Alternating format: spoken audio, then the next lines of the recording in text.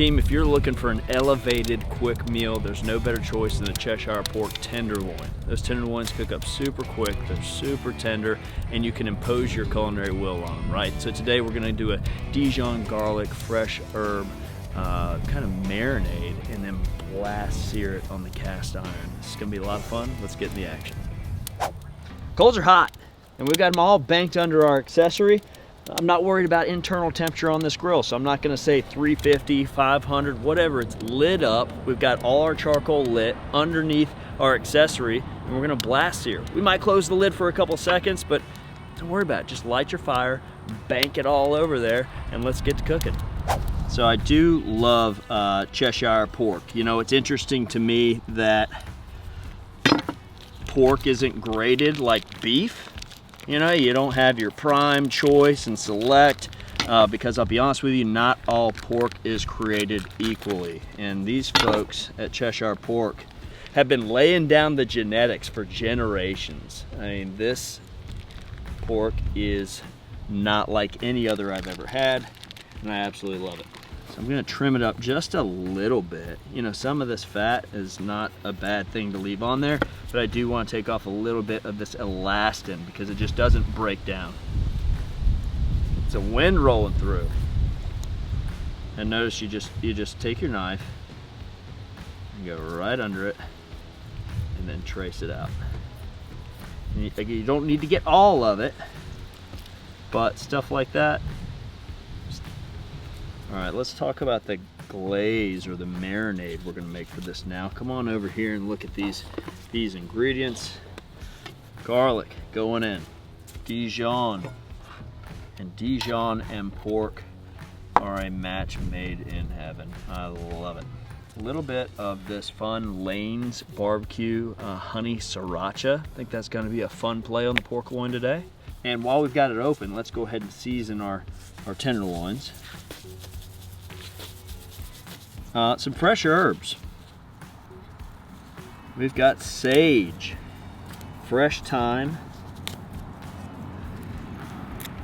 and I thought we had some rosemary, but there it is. Hey! Snuck her in there. What to say?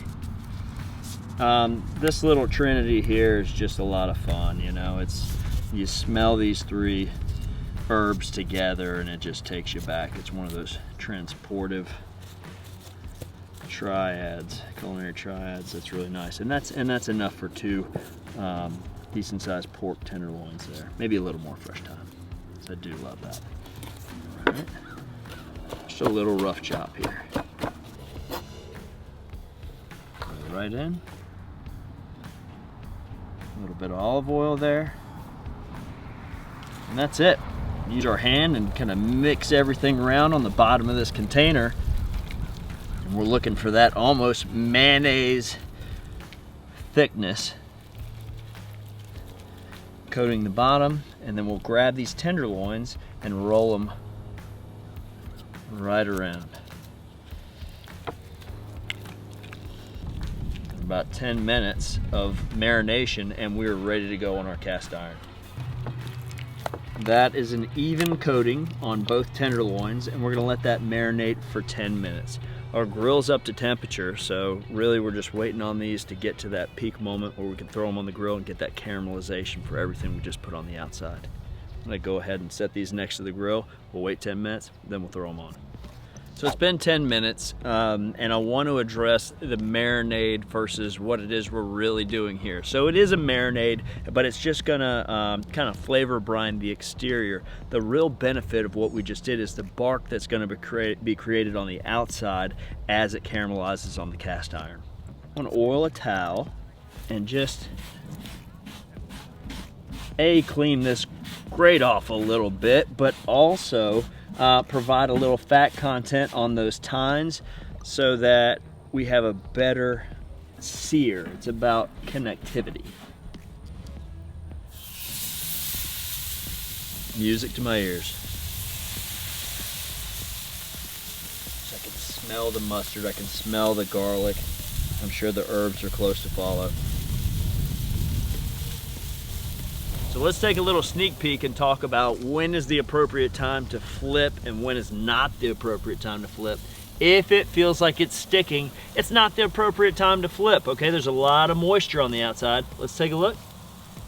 Little caramelization there. That's not bad. I want a little more color though. Let's check this other one out. See how it's pulling a little bit? The caramelization is just not quite gotten to the point where we're ready to take it off, and it's almost like a non-stick kind of deal. So it's telling us, leave it there. We're on track. Everything's happening the way it should be, but we just got to relax a little bit. Okay, I'm doing great. Oh yeah. Really nice. That's that caramelization I want to see. You know, Nathan, we were just talking about it. For those of us getting into Kamado style grilling and cooking outdoors, patience is probably one of those big pitfalls for folks. It gets so, you know, worked up about, is it time to flip? Is it, when do I do this? When do I do that? I think when you're working with live fire, it's all situational. I mean, we can write a recipe and we can supply a method, but they're all loose guidelines, right? So understanding why things are happening and being a part of the process is so important and so enjoyable. So just take your time with it, you know. When in doubt, you can always have a cutting board here where you can pull things off and think your way through it and then get it back on there. And then the second time you do a recipe, you've got, first time you get your associates, the second time you've got your bachelors, and the third time you do it, you skip straight to the masters, you know. And if you do something 5 times on the grill, honorary doctorate, right? You got it. Now we just flipped these pork tenderloins. I'm gonna go ahead and close the lid now, and we'll finish it lid down. Let's take a look. It's been about 10 minutes. Good caramelization, good caramelization. Perfect opportunity to caramelize. And we've got 2 of them, so we can stand them right up on each other, and I'm sure this one's got the same characteristics. Great caramelization, great caramelization. Needs some sear. They're getting there. Again, this is really technique driven more so than recipes. Don't fall into the trap of doing a recipe so many times that you use the recipe as a crutch. Be a part of the process. Enjoy yourself. Don't stop innovating or playing around with this. That being said, recipe can be found down below.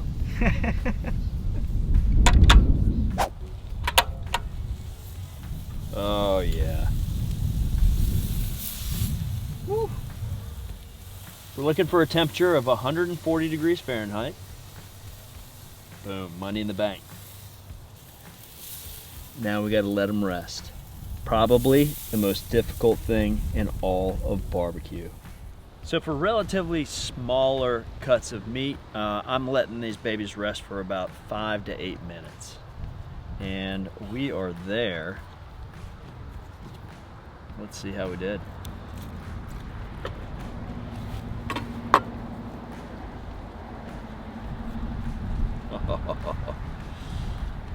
That is beautiful. You know, the possibilities are endless. We could slice these and just put them on the plate. We could make little sliders with them, tacos. I do love a pork tenderloin. You know, we've talked a lot about in this segment about recipes. We're outside. Let's be in the moment. Let's really take advantage of building context to the rest of our culinary lives. Like, you gotta eat, sometimes 3 times a day, sometimes more, sometimes less, but you gotta eat.